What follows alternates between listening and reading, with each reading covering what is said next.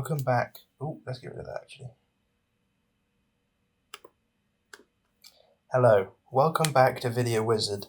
Today I'm going to show you a very simple tutorial on how to add transitions to your videos and, well, in between your clips really.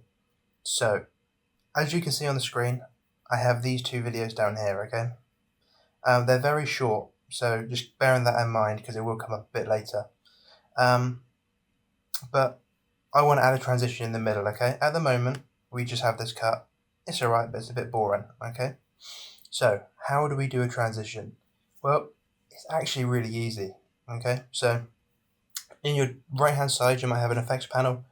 In your bottom left, you might have it there. If you don't have it, head up into Window, Effects, make sure it's ticked off, okay? Or you can Shift and press 7 at the same time. But that's the main thing, to be honest. That's the important thing, is that you have the effects panel. Because, as you can see in my one, all your video transitions are neatly arranged in all these little folders, different kinds of ones, blah blah blah blah blah.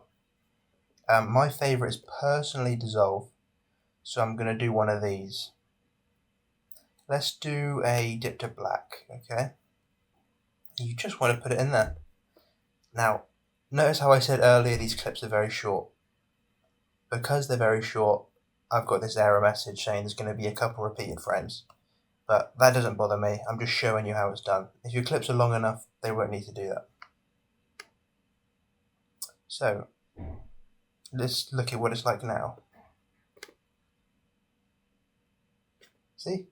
It looks a lot better, a lot cleaner, just a lot nicer.